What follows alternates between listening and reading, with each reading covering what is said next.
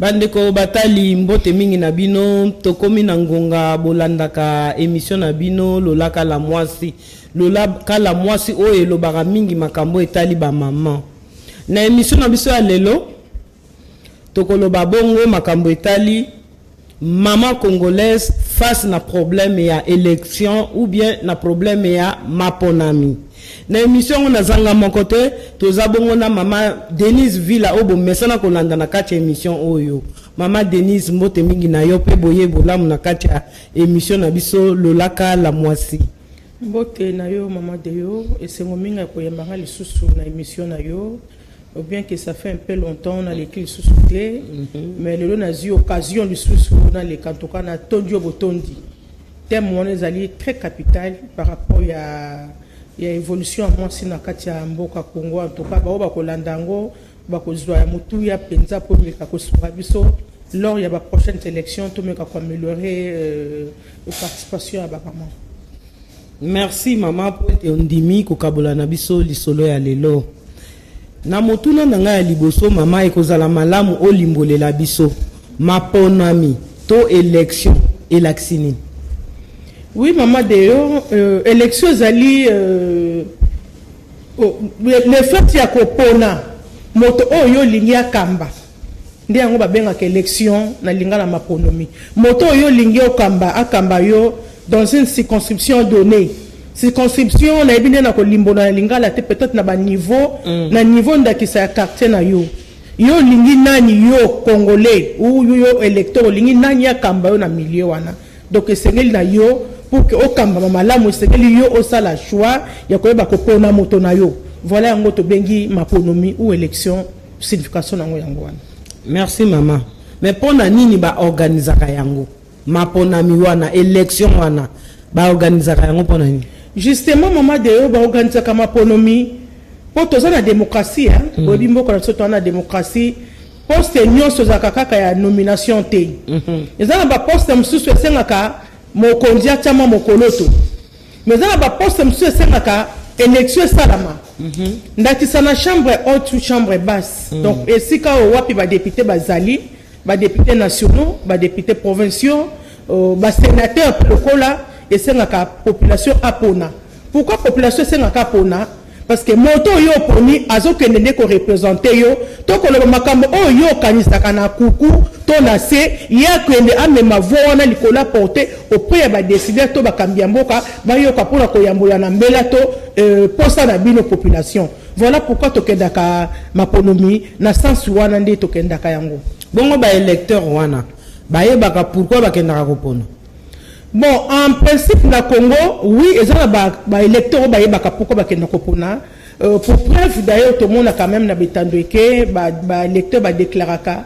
Toi, comme on a ba éli na bisoté, ba auto pesaka confiance, ba auto pesaka mandat, tout le monde a ba on a niveau à terrain mais la majorité to ba to ebele, ba na ba pourquoi na kenda ko voter. Alors que ceux qui ont la mouki na tongo, généralement vote webi mame banda na tongo. Oko kende tongo la mouki msokati pongi na yo. Oke kotia voix na yo, oke kotia mokoloto na yo, pona moto songolo, oya ko représenter na mboka, oko oza na problème oke tumisaka yo, olobeli moto na kenda porter voix. Mais tant yo pesi moto na voix, oza na obligation à contrôler moto wana. Aux ont l'obligation de koyeba nini motore ke ko sala kuna na likolo et ça kaka teke bumi na tongo oko pesi fois na yo et puis après yo landa noto yo vanda na yo non donc c'est maman de oko na ngo pe ça mérite une éducation civique et sensibilisation population parce que c'est yeba d'ailleurs pour ça na koyebi so maman en passant je crée une ONG au tokoko tapé ma sola on a sens ya ba sensibilisation soki ba imboka donc ba gouvernement ba koluka ko sunga pe biso pona komeka ko accompagner bango dans sens ya ba sensibilisation dans ce sens ko belé ba yebakate et belé ngala oke ko voter pesa nga moi 1000 francs na ngai ba peso 1000 francs mais liste ko pesi moto voix et le reste ba suffira na bango te moke o ba yebi mais mingi ba yebite. Donc pour ça, il y a vraiment sensibilisation. Est-ce que conscience y électeur? Est-ce que couverture médiatique et ça représente ma casse pour bateau bazo ba électeur ba ko kana ko comprendre que na ke ko voter pour na tina boy. Est-ce que yango na utuko ba mama de yo et so que na mosala sensibilisation makati. et de la part, il y a CENI, et de la part, il y a des décideurs, et de la part aussi, de la part aussi, il y a des ONG sur place. Et c'est qu'elle va accompagner CENI, le gouvernement accompagner CENI, pour nous sensibiliser à nous qui malheureusement, même la CENI, on a la radio, est-ce que la radio, on a CENI, est-ce que la population a dit qu'il y a une radio pour ça? Pourtant, la radio aussi est là, peut-être qu'il y a un sens, il y a sensibilisation, mais bateau qui parle en côté. Donc, c'est pour nous pénétrer, pour atteindre les bateaux, et c'est pour côté na bakata ba association ba femmes, pour côté na kata ba ONG, pour côté na kata ba structure rebelle pour permettre, n'est-ce pas, sensibilisation ça la congolais yeba. Mais pourquoi que na ko voter? Eza mo sala mama de yo mo sala moko sérieux to za na ona kata mboka oyo. Ebele ba yeba na bango te. To mona ka pendant pourquoi quand tu ba somba conscience ta bango facilement. Au comment moto azakane peut-être na mais ba sombi conscience na lelo. Lobby voilà justement malheureusement ba congolais ba comprendre ngote moto moko azakana ndakisa na commune ayote auti soki na pesi ndakisa uti na epoto avant ni poto bambule belé yeka na période d'élection bomoni wana kiti tango période d'élection kiti ay ko somba conscience na yo na moi sac ya loso ay ko somba conscience na l'électeur na moi savon ay ko somba conscience na liputa tango yo apesi liputa apession d'Akissa Thompson, apession Loso. Pensez-vous qu'il y a après mandat kozongela yo? A kozongela to pas apession déjà Kanyaka. Ngai na ko voter mutu o pesinge le côté mais conscience tanga na bike non au moins niveau na ko pesa yo. Na lingi lobby problème na ngai ya bana ba ko ndakisa problème transport ya bana na biso yo meka ko zwa voix wana okende na pour que lobby changement kota na mboka. Malheureusement pour nous, la Congo, malheureusement, les gens ne savent pas pourquoi voter. Donc nous avons un grand travail à faire dans Katiamboka. Merci maman. Et ça va likamususu mingi etungisa makana Katiamboka na biso. Pona ni boyokani ezalakate, pona oyo etali kopona président ya CENI. Boyokani ezalakate pona ni. Bon, maman de ceux qui voient qu'on est à la caté, mais comme sa présidence, maman, mais toujours comme on a troisième présidente, hein. Tobana qui m'a pronommé, je crois après corps à Sainte City en 2003, où il y a abouti na schéma 1+4, où il y a période de 2003 allant de 2003-2006. Ndé yango à travers ou à tout ça qui constitution na biso mboka, ba senga to bana ko kende désormais ma pronommé. To kena ma pronommé en 2006. Présidence, il y a CENI, il y a la présidence CENI, non? Bazar na mandat na bango reconnu selon la constitution pour 5 ans. 5 ans. En 2011, par exemple, sous la CENI qui peut gérer, non? À gérer qui peut. Puis en 2018, par exemple, sous la gérer qui n'a CENI. Nous l'avons peu dans Balaoui. Il y a le but poste à président des Aranamikakaton, non poste à président, tous les postes, maman de peut-être eux ont information, au moment où on a poste question adjoint, notre poste question adjointe. Au moins, même sous 10 candidats, se retrouver à la poste, c'est moi. Et ça, la présidente. Peut-être comme il y a des avantages, il y a à boire et à manger, mais il n'y a pas de ça, il y a une singulité, il y a une qui répondre à l'attente de la population. Quand on se retrouve, bon, on a un commerce qui est riche. C'est que on a besoin d'andako, c'est que on a besoin de tout quoi. Parce qu'à vrai dire que c'est ça, tout se voiler fasté. C'est comme ça. Et na sou comment on tozo kuta na bambeba. Monto azaki eni, yetene ba ko proclamer. Nous connaissons la réalité depuis 2006. 2006 au total historique ya Congo. Le candidat qui a été élu en 2006, ce n'est pas lui qui a été proclamé. Également en 2011, de même en 2018. Je parie peut-être, je ne suis pas prophétesse des malheurs, mais même en 2023, ça ne sera pas pareil. Bien que la souhaité que en 2023, non, maman, nous sommes des changements. Maman, je suis pour ces changements. Je suis pour ces changements. Mais nous savons comment les Africains fonctionnent. Nous savons comment les Africains manigancent. Ce n'est pas seulement au Congo. Si on habite au Congo, c'est une particularité parce qu'on est tous des Congolais. Mais si on habite au Zouato, Talandakissa, il y a en Afrique. Bon, Afrique, ils ont besoin de changement. On est africains, ils allaient passer pour que tu atteindre un niveau, il y a des Européens, tout Américains. Ça nous demande vraiment du temps. J'espère que. Banda to banda, on a 61 ans déjà. Voilà pourquoi Banda. Et colonie. Maman, ça fait 61 ans depuis l'accession à Congo d'indépendance. Oui. 61 ans, Makamozo changé. Mais Eli Kezali Lobika Lobby et Makamozo changé. Bon, Makamozo changé pendant 61 ans. Tina Mukola Lelo Oyo. Veut dire quoi? Veut dire que tu as changement. Bon, la mauvaise volonté, hein, il y a soif à pouvoir, à soif à pouvoir, il y a un changement. Alors, quand le intérêt, il s'en fout le pied, intérêt, il y a des compatriotes, il y a le bien. Donc, le quoi, on a Zawana, on a Kolongate, Satan, Tomotombele. C'est ça. Donc, à tel moment, on a crier, oh, politisation et CENI. Mais maman, nous connaissons comment les choses fonctionnent. Les alliés passent. Les alliés passent, on a le baka. Un jour, Congo, ce qui moi ça a zui, on a ma boko. Dans le moment, chaque fois, maman, et ça a professé la mission par maman.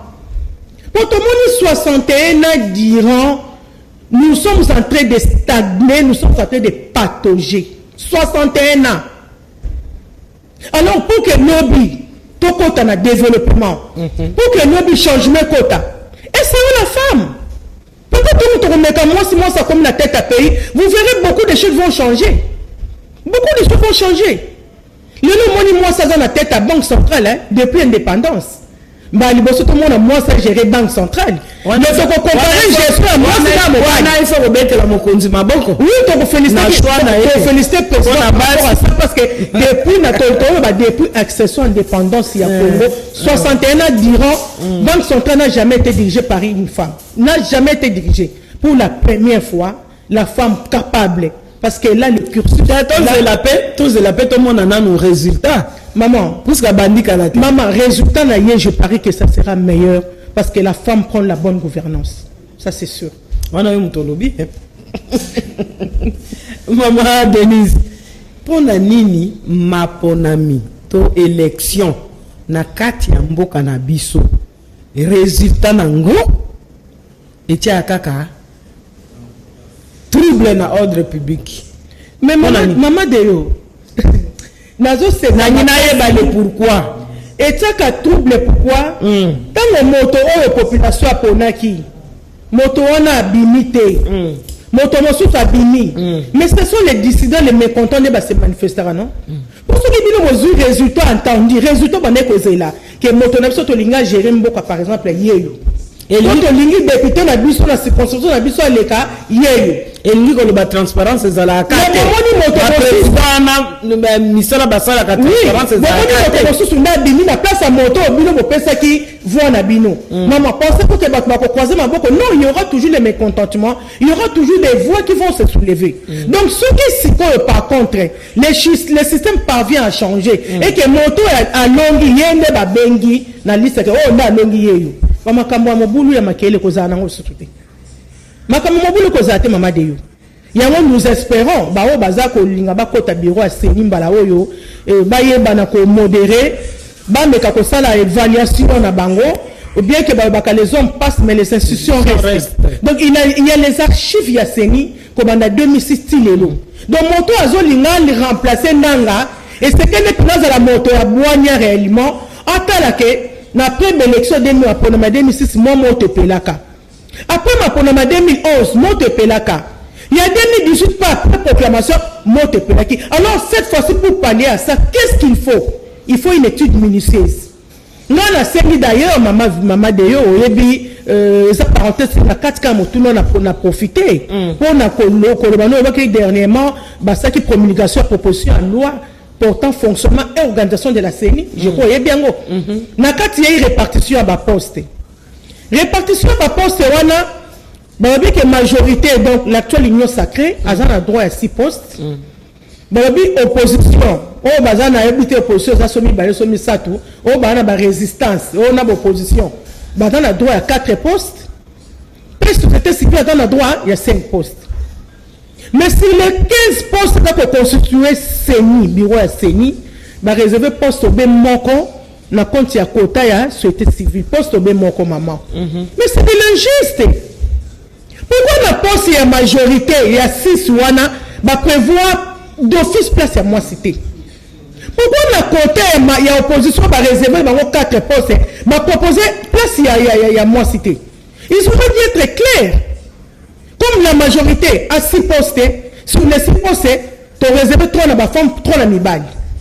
Les postes à Mibali, il y a ma opposition. Donc on les a dit 4 postes. Tu as réservé 2 à Basse, 2 à Mibali.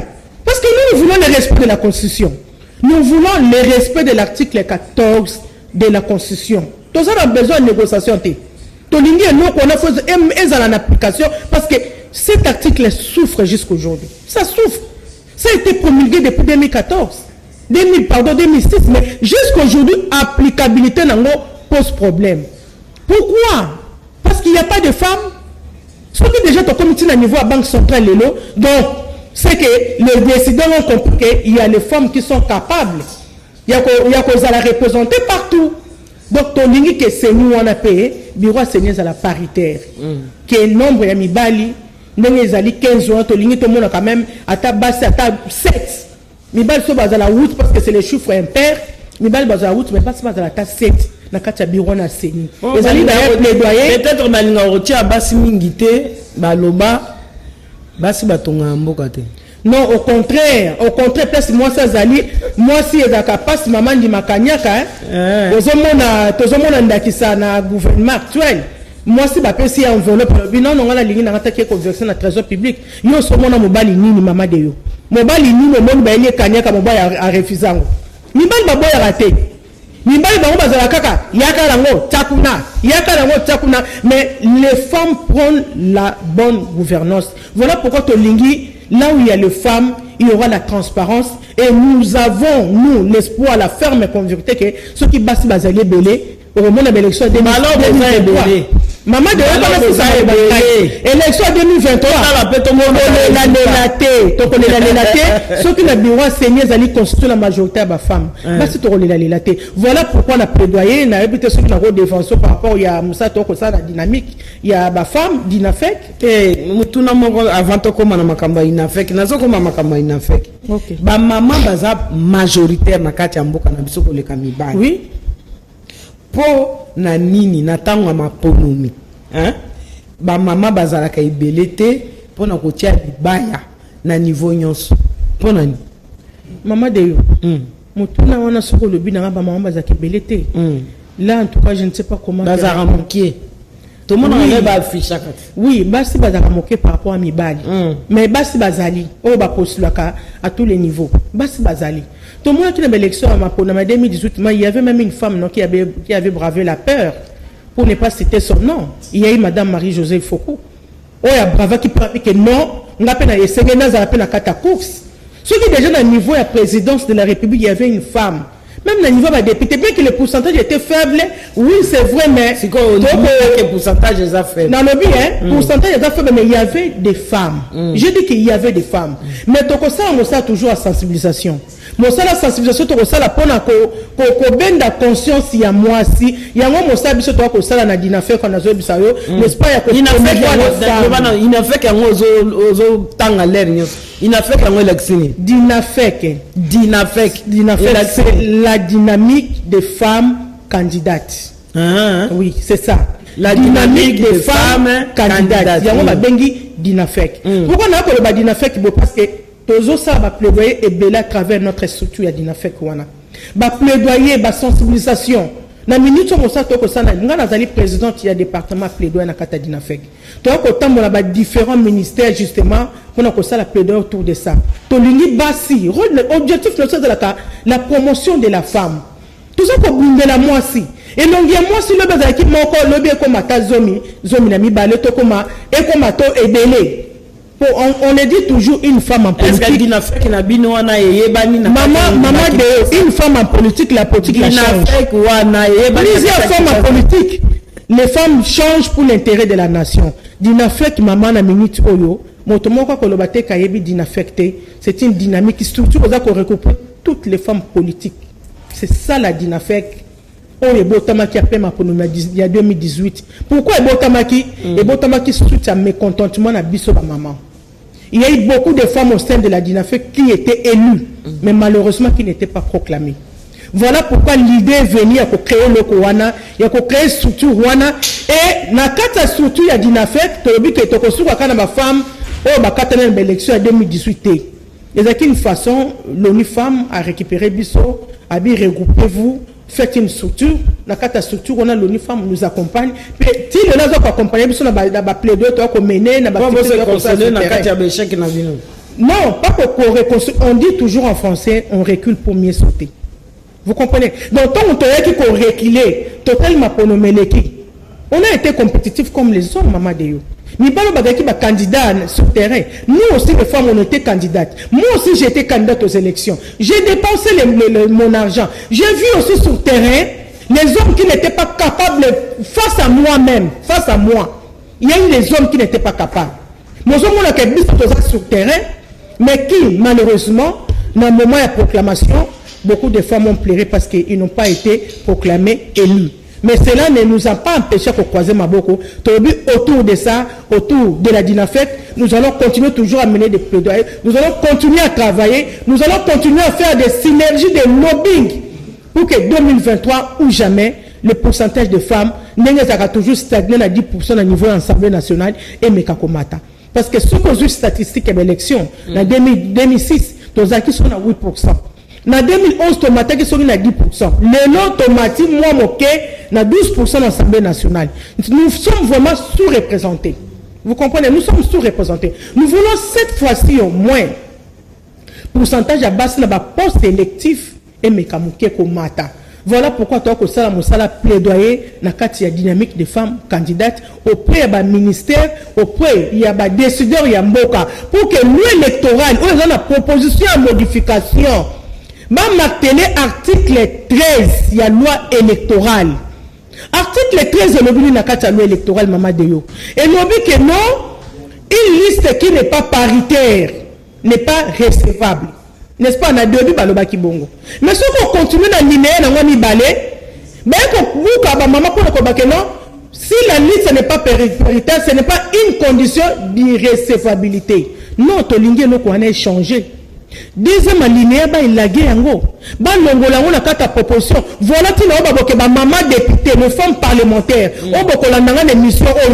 Et c'est un abîme pour accompagner lutte na biso pe combat na biso sur terrain.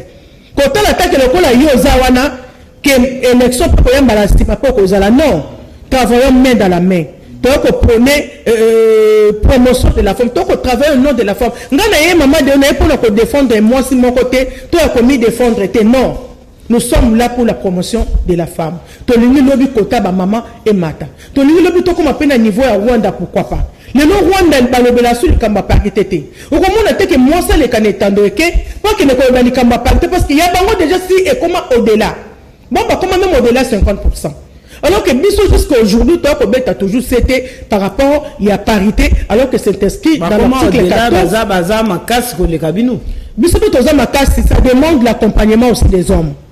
Ça demande aussi l'accompagnement. Surtout l'accompagnement des hommes. Les hommes doivent aussi être animés.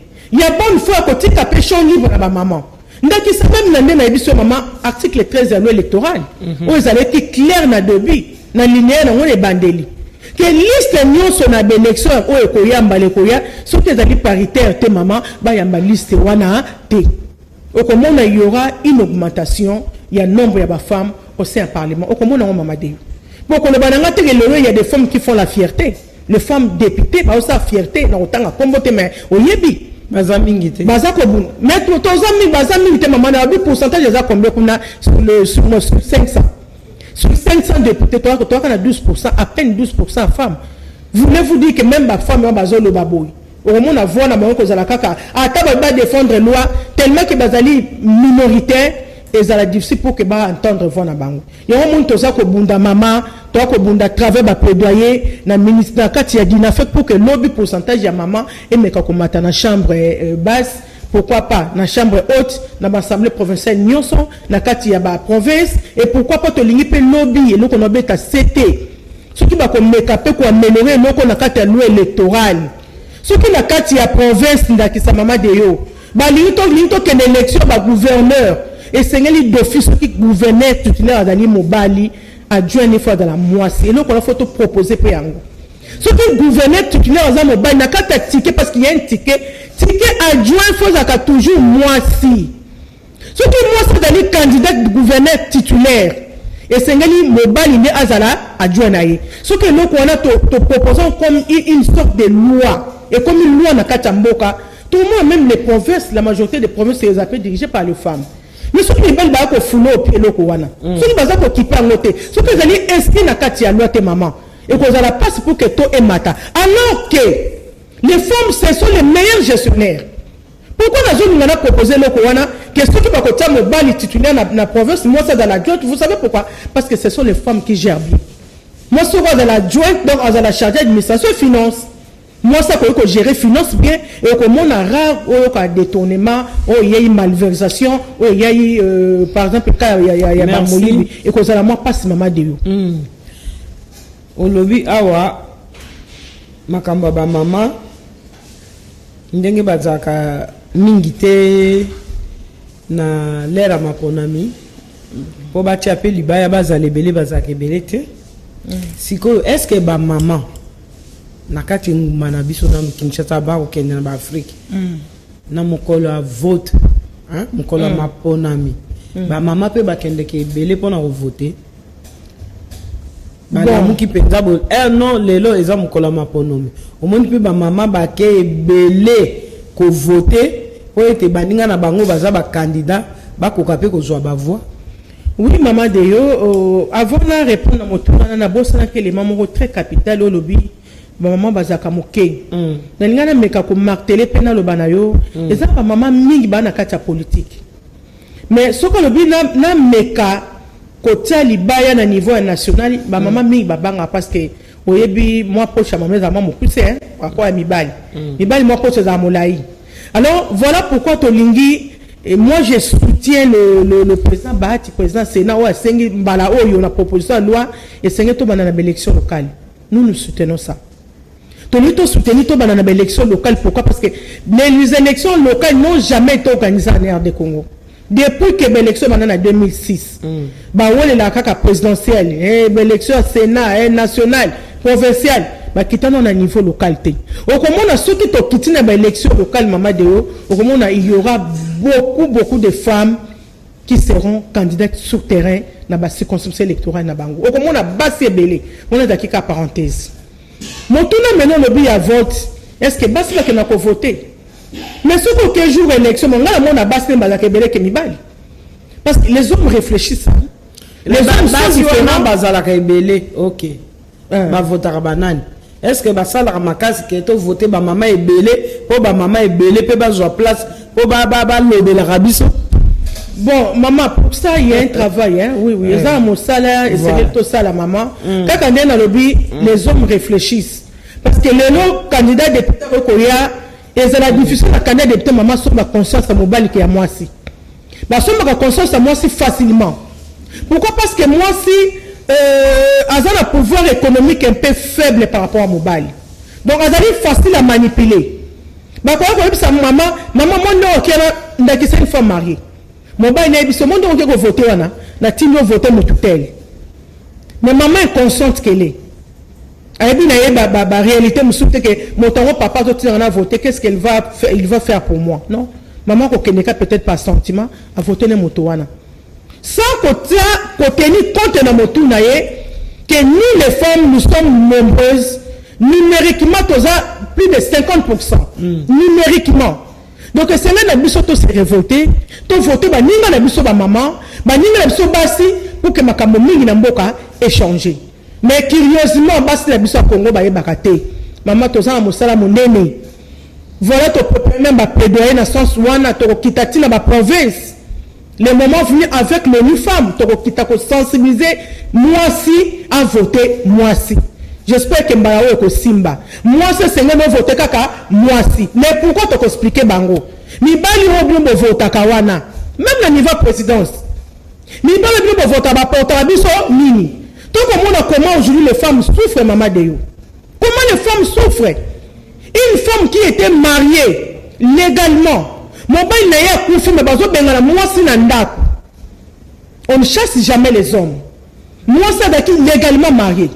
mais mobali ya kufi ba belle famille bazui mwasi na bana ba bengani na libanda. Est-ce que basi wana o baza ko nyoko ba nyoko la mibali mwasi soko kufeli mobali na ye on va mona mwasi avandaka na sie mama même pendant 1 mois mais surtout balataka pe pili tomonaka nini mpo mobali alataka pili akufeli mwasi au contraire mobali akufeli mwasi leobi mpe mwa mobali akoki kobima nde akende aketambola mpe na ye maintenant ke aza na possibilité mpo ya kotinda bato mosusu mpo na komene une telle badémarche mosusu ndakisa mais mobali akotambola mais mwasi akozala toujours avanda esika mwa olela bayebi vanda lela mobali na yo ozo comprendre biloko mosusu fe révolter biso tokozala toujours lié na bapesanteur socio-culturel jusqu'à quand nous les femmes congolaises et c'est na biso tozwa conscience tobima to se soutenir moi nga maman de yotino na za ba proposition loi na nga si lobi na comme li na assemblée nationale na za ba proposition loi na proposer kuna en faveur de la femme comme na kuna te mukolo koma kuna changer non proposition de loi tout le monde a des projets proposition loi na nga ko proposer en faveur de la femme ezala kezala des rebelles tozuna l'occasion ko kota na hémicycle te moko to kozwa occasion ko kota na hémicycle la mission dans la plus qu'en faveur de la femme. Voilà pourquoi tu as interpellé conscience à moi si et c'est même moi si aïeba tu se soutenir tout au slogan la femme pour la femme et non la femme pour les hommes. Merci maman. To continue siko na moi page mususu kaka we tali maponami. Tozo mona na mboka na biso. Au lieu ministère ya intérieur et délivrer biso ba carte pour biso zasuna ba carte te carte électeur ne comme carte d'identité pour na nini seni moto a délivrer quand bon maman de yo wona oli kambo ya recensement alors au côté kambo recensement ministère ya intérieur et kasi no kaka wana ba mboka mususu sala makabongo mais pour na nini pas na biso c'est ni motasala mais on obi mboka mosusu biso to ya Congo to na particularité na biso na particularité on comparer constitution na biso pas quoi na ministère intérieur maman de yo ko katanga maloba te s'il vous plaît yo ko zo particularité à Congo na biso ko comparer na mboka mosusu non ezali na mboka mosusu bazwa penda ki sana biso ezali pe ministère intérieur normalement rôle na en principe ezali ya ko sala ba carte d'identité na ndongo lobi. Mais le pourquoi va créer une autre structure? Va créer une structure sur la combat au NIP, non? Pour que basta la recensement la Katamboka. Qu'on délivre carte d'électeur, l'organe qui est habilité en principe, n'a pas n'a moni c'est une carte d'électeur pour voter. Mais néanmoins, au-delà carte d'électeur, il faudrait carte d'identité pesala. Carte d'identité zala. Quand on a proposé la Konzamboka, moi je ne décide pas. Les décideurs vont la démission. Pourquoi ne pas que sa structure ou on a bien mon salaire dans le ministère intérieur balingi ba créer structure pas balingi ba créer structure dans ce sens pour la ça là recensement donc pour la mbalao maman de je pose déjà tard peut-être prochainement 5 ans après chaque cycle électoral prend 5 ans peut-être en 2023 2024 ba luka ba zone sa attribution on a dans le ministère intérieur mais pour le moment on a déjà créé le NIP pour ça. OK bongo Seni basalaka Seni asalaka musala na ye il y a élection et après élection a commis ko chômer oh ba personnel bazala Seni il faut foutre bango ti pendant 5 ans hein pendant 5 ans il faut pas foutre ba personnel wana est-ce que ba koki ko orienter makambo wana nde musuze puisque normalement so li basali maponomi et si li bakomi ba chômeur hein mais l'état congolais il fait ça nini a foutaka bango na chômage onati pendant 5 ans. Oui maman de yo en principe ba koki ko comme chômeur après mandat. Oui c'est vrai il y a catégorie na niveau sénéza l'administration est là où etika la rango éternellement l'administration est là mais no ba peut-être na angle bureau politique. Le quoi le Otoba qui est constitué un bureau à CENI et qu'on a composé de 15 membres qui auront un mandat de 5 ans. Wana législateur ça connaît déjà. Na kata mandat na bango wana et qu'on empêcher que après élection 2018 au monde ba CENI a continué à organiser l'élection dans la province non? Il y a des échéances il y a gouverneur. CENI a continué toujours à organiser l'élection. Donc ce qui mandat na bango style maman tolobi nini mandat moto le kaka Les hommes passent, les institutions restent. Le coup, l'État créé déjà une structure à CENI, comme une structure de démocratie, une structure d'appui à la démocratie dans le Congo. CENI qu'on peut faire structurer, à moins que Bobo ait une élection. Mais tant qu'on dit que chaque cycle est une élection, donc je ne vois pas pourquoi CENI qu'on peut maman. CENI, la CENI doit toujours exister. Pour tout le monde a capé ma économie, bon, bah, pour des cas d'électeurs, c'est la CENI qui délivre. Dans le cas de ma économie, il y a la province, c'est la CENI qui organise. Et ça, ma camobele, bah, statistique, bah, biloko, belé, bah, ça, dans le cas de CENI, même après mandat na bango, bah, continue toujours comme ça, là, ensemble avec les administratifs, il y a CENI. Donc, faut pas dire aujourd'hui qu'après mandat na bango, bah, comme bah, chemin, non, la CENI travaille. Nga, par exemple, on a côté demande, il y a renouvellement à carte d'électeur, je perdu. Na côté qui demande, on là-bas répondre, on a que je carte. Bah, c'est la duplicata. Maintenant, qui doit le faire, ceux qui CENI existent. Donc, CENI est normal, bah, continuer toujours ça, bah, sur le plan administratif. Et ça, qui c'est le cas, na carte d'entreprise, maman de yo. Il y a, na carte d'entreprise, bah, fonctionnaire de l'État, bazalaka. Il y a aussi des postes là, réservés dans la politique. Vous comprenez? Non, quand on a qui ça me colle, bah, ça, qu'on nomme mon compte goutte, bah, mandataire. Bah, mandataire, là, bah, un mandat, non? Comme ce sont des politiques, maintenant, on a ce que c'est bakendaka. Mais comment la société, c'est que la société koufaka. Société, c'est la ranangokaka. Ce qui m'a comme une affaire, c'est que yo kende. Bah, mon sous baya. Yo keite. Bah, mon sous baye. Quand le lenga va peine sénit. C'est pas la entreprise. Bah, membre, bah, ça pendant 5 ans, mandat, bah, si les sengel bakende. Puis, bah, mon sous va remplacer, bah, puis, il y a un mikolo, bah, ça proposer, déjà, bah, différents candidats, na, bah, poste, on est réservé, na, bah, tout, pour que, bah, renouveler, bureau, monsieur. Madame, Maman Denise, Nathan ou ma ponami, bah, ça, la campagne. Mais au moins, la campagne, wana, bah, peut ça à 30 jours. Mboka na biso exam nene, tozana ba territoire ebele, makambo ebele. Est-ce que pour 30 jours, on va ça répondre à campagne? Ils ont la coca ou bien ils ont ramouké? Bon, selon Gaï, 30 jours, c'est suffisant, selon moi. Pourquoi, selon moi, dans le 30 jours, c'est suffisant? Pour 30 jours, maman de Eza Pema, moi, j'ai été candidate dans une expérience. Au on a 30 jours, s'il faut que ça ait l'activité. Bon, heureusement, tu es dans la ville capitale. Ils ne peuvent pas signer dans la province. Mais quand tu es là, 60 jours à campagne. Parce que campagne, ça signifie l'argent. Campagne signifie activité. Campagne signifie descendre sur le terrain. Quand tu es là, 2 mois d'activité, en tout cas, pour 30 jours, c'est suffisant. Moi, d'ailleurs, je suis dans la ville qui est suffisant selon yo par rapport à ma coquille. Bon, non, pas par rapport à ma coquille, par rapport à nous qui sommes dans la ville capitale à Kinshasa. Et ça, moi, passe dans la province. Donc, il faut que le balayeur va changer l'eau. Bon, nous, heureusement, ça sera toujours uniforme. Ta province, c'est la place, on a comité. Mais, bisous, qui ça, c'est un monde à 30 jours, on a un belé.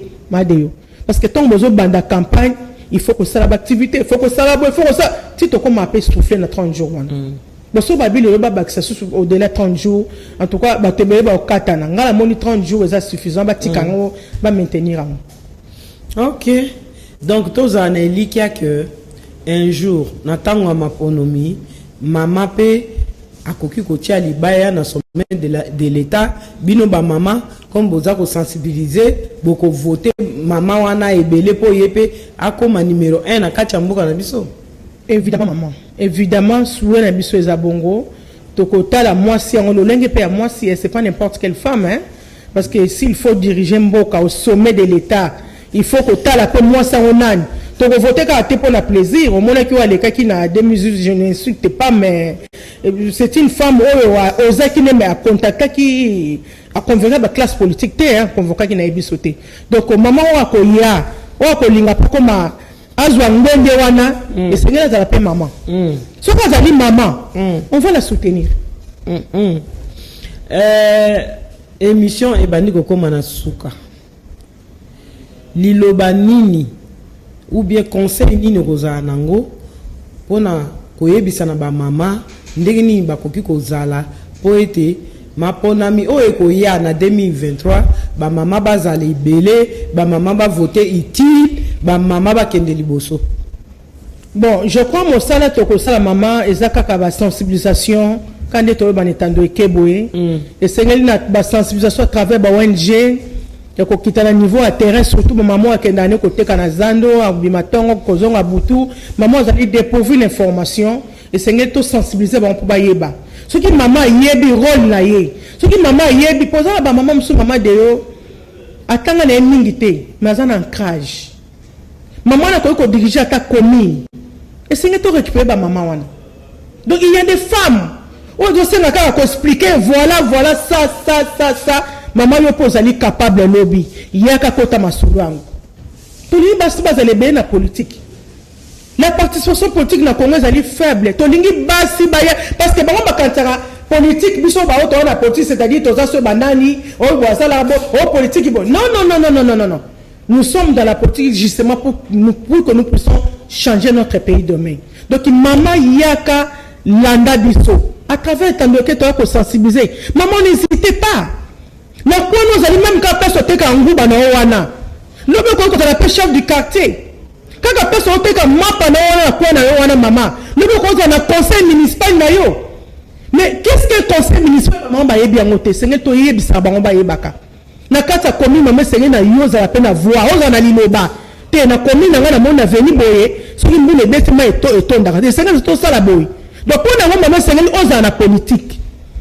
Soki oza na politique te moi on postule contre place wana ezalité maman boya bon ça derrière na kata ba parti politique bon ça derrière na kata ba ONG ba femme ba ONG zali ba maman on lobe ko mema bino on postule comme appelle utile na kata commune na yo on comme utile dans la société parce que tout on gérer déjà ne serait-ce que quartier c'est qu'on doit représenter président de la République na kata quartier na yo. Donc ma maman c'est elle toté ma maman de yo toujours sensibiliser pour continuer toujours à sensibiliser pour que l'obli moi si à conscience ma femme ne pas postuler et belé surtout dans l'élection locale où tu dois souhaiter un monde et banda. Merci maman nakanisi et belé au tozalaki nango comme mutuna ya kotuna yo pour la journée à lelo et koki mais ngai nakobakisa boy pour que organisation à ma ponomie et les canaba conditions convenables il faut transparence et zala ce qui transparence et zalité compagnon so ba maman bazo mener et kozanati na mon côté il faut transparence et zala tango ekoki pour to réfléchir bien pour na oyetali organisation ya ma ponomie na mboka na biso pour permettre pe ba maman hein bazala ebele comme ba candidat bagiye ba pe ko voter utile voilà soki organisation ya maponomi et salami na ndenge ya malamu nakanisi mama nyoso oyo alandi lolaka la moisi sur canal king télévision télé vérité azui en plus naye na lisolo oyo tolobi ya lelo moisi maman congolaise face na problème ya maponami nakanisi nde tokutani na bino vendredi prochain pour na numéro ya sika bolanda émission oyo bokozala dessus toujours sur canal king télévision. Merci beaucoup na équipe technique oyo salaki lelo ke bolanda émission oyo tozalaki bongo na caméra na Rodi pe Shoming to bosanité na réalisation ezalaki makoso Guy Poutou et puis Pati Soubou bao basalaki ke bolanda na bilili oyo bolandi lelo nde tokutani na bino vendredi prochain na 17h. Bobo sanate ko se protéger pour la Covid malade ezotambola na kati ya mokili moko na biso ami batela.